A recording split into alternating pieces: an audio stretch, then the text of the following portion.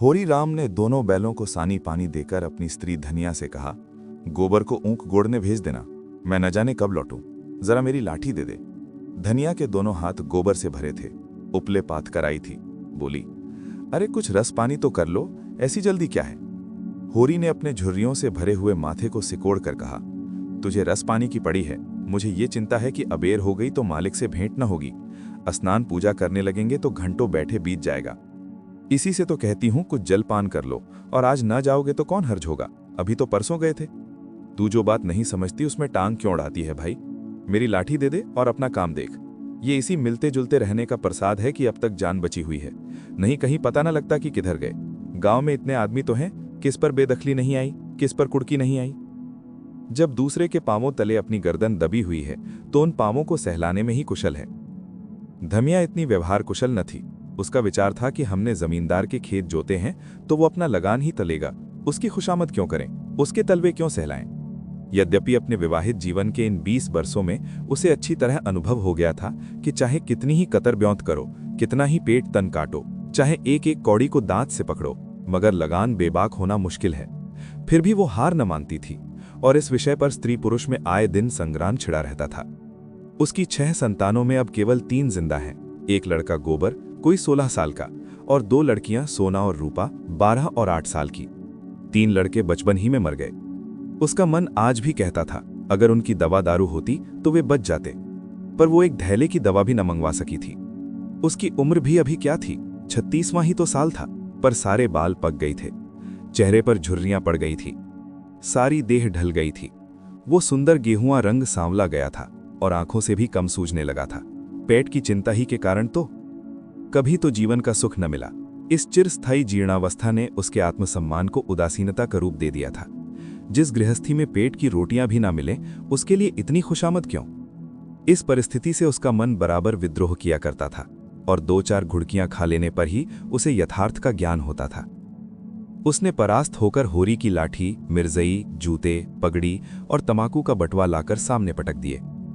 होरी ने उसकी ओर आंखें तरेर कर कहा, क्या ससुराल जाना है जो 5 पोशाक लाई है।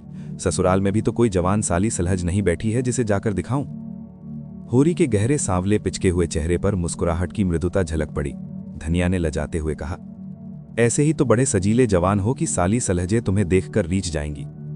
होरी ने फटी हुई मिर्जई को बड़ी सावधानी से तह करके खाट पर रखते हुए कहा, तो क्या तू समझती है मैं बूढ़ा हो गया, अभी तो 40 भी नहीं हुए। मर्द 60 पर पाठे होते हैं। जाकर शीशे में मुंह देखो, तुम जैसे मर्द 60 पर पाठे नहीं होते। दूध घी अंजन लगाने तक को नहीं मिलता, पाठे होंगे। तुम्हारी दशा देख देख कर तो मैं और भी सूखी जाती हूं कि भगवान ये बुढ़ापा कैसे कटेगा, किसके द्वार पर भीख मांगेंगे। होरी की वो क्षणिक मृदुता यथार्थ की इस आंच में जैसे झुलस गई। लकड़ी संभालता हुआ बोला, 60 तक पहुंचने की नौबत ना आने पाएगी धनिया, इसके पहले ही चल देंगे। धनिया ने तिरस्कार किया, अच्छा रहने दो, मत अशुभ मुंह से निकालो। तुमसे कोई अच्छी बात भी कहे तो लगते हो कोसने। होरी लाठी कंधे पर रखकर घर से निकला तो धनिया द्वार पर खड़ी उसे देर तक देखती रही। उसके इन निराशा भरे शब्दों ने धनिया के चोट खाए हुए हृदय में आतंकमय कंपन सा डाल दिया था। वो जैसे अपने नारित्व के संपूर्ण तप और व्रत से अपने पति को अभय दान दे रही थी। उसके अंतःकरण से जैसे आशीर्वादों का व्यूह सा निकलकर होरी को अपने अंदर छिपाए लेता था। विपन्नता के इस अथाह सागर में सुहाग ही वो तृण था जिसे पकड़े हुए वो सागर को पार कर रही थी। इन असंगत शब्दों ने मानो यथार्थ के निकट होने पर भी मानो झटका देकर उसके हाथ से वो तिनके का सहारा छीन लेना चाहा। बल्कि यथार्थ के निकट होने के कारण ही उनमें इतनी वेदना शक्ति आ गई थी। काना कहने से काने को जो दुख होता है वो क्या 2 आंखों वाले आदमी को हो सकता है। होरी कदम बढ़ाए चला जा रहा था। पगडंडी के दोनों ओर ऊख के पौधों की लहराती हुई हरियाली देखकर उसने मन में कहा, भगवान कहीं से गोंद से बरखा कर दें और डांडी भी सुविधे से रहे तो एक गाय जरूर लेगा। देशी गाय तो न दूध दें न उनके बछवे ही किसी काम के हों। बहुत हुआ तो तेली के कोल्हू में चलें, नहीं वो पछाई गाय लेगा, उसकी खूब सेवा करेगा। कुछ नहीं तो 4-5 सेर दूध होगा।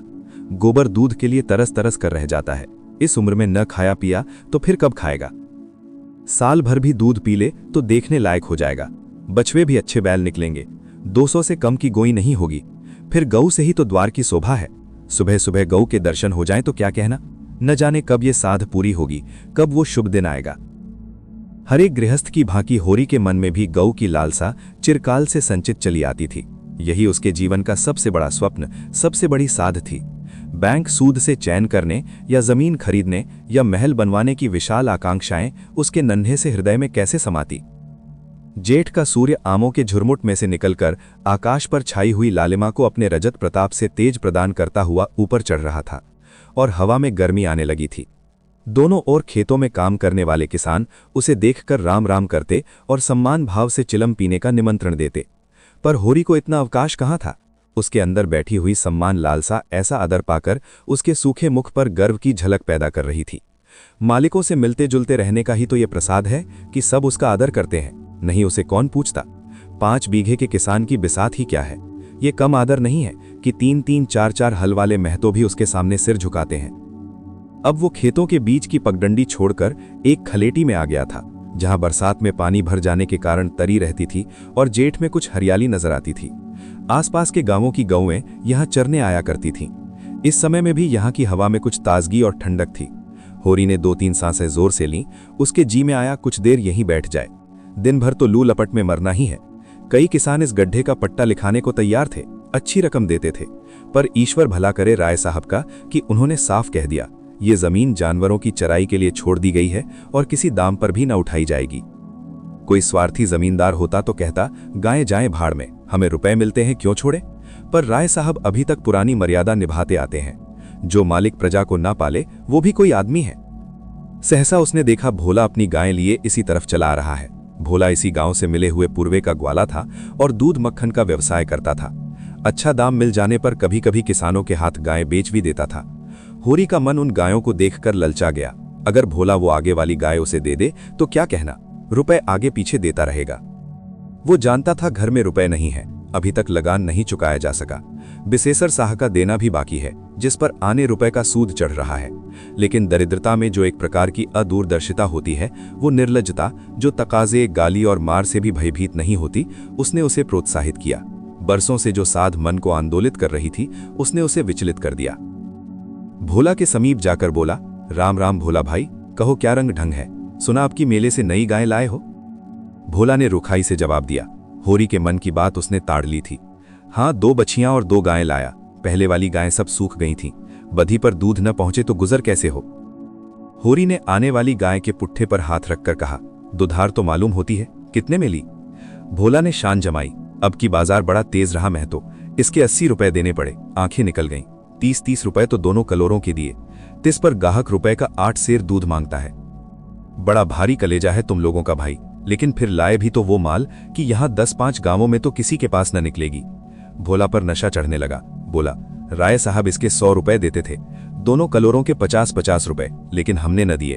भगवान ने चाहा तो 100 रुपए इसी बयान में पीट लूंगा। इसमें क्या संदेह है भाई, मालिक क्या खा के लेंगे, नजराने में मिल जाए तो भले ले लें। ये तुम ही लोगों का गुर्दा है कि आंजुली भर रुपए तकदीर के भरोसे गिन देते हो। यही जी चाहता है कि इसके दर्शन करता रहूं। धन्य है तुम्हारा जीवन कि गौओं की इतनी सेवा करते हो। हमें तो गाय का गोबर भी मयस्सर नहीं। गृहस्थ के घर में एक गाय भी ना हो तो कितनी लज्जा की बात है। साल के साल बीत जाते हैं, गोरस के दर्शन नहीं होते। बार बार घरवाली कहती है, भोला भैया से क्यों नहीं कहते। मैं कह देता हूं, कभी मिलेंगे तो कहूंगा। तुम्हारे स्वभाव से बड़ी प्रसन्न रहती है। कहती है, ऐसा मर्द ही नहीं देखा कि जब बातें करेंगे नीची आंखें करके, कभी सिर नहीं उठाते। भोला पर जो नशा चढ़ रहा था उसे इस भरपूर प्याले ने और गहरा कर दिया। बोला, भला आदमी वही है जो दूसरों की बहू बेटी को अपनी बहू बेटी समझे। जो दुष्ट किसी महरिया की ओर ताके उसे गोली मार देना चाहिए। ये तुमने लाख रुपए की बात कह दी भाई। बस सज्जन वही जो दूसरों की आबरू को अपनी आबरू समझे। जिस तरह मर्द के मर जाने से औरत अनाथ हो जाती है, उसी तरह औरत के मर जाने से मर्द के हाथ पांव टूट जाते हैं। मेरा तो घर उजड़ गया महतो, कोई एक लोटा पानी देने वाला भी नहीं।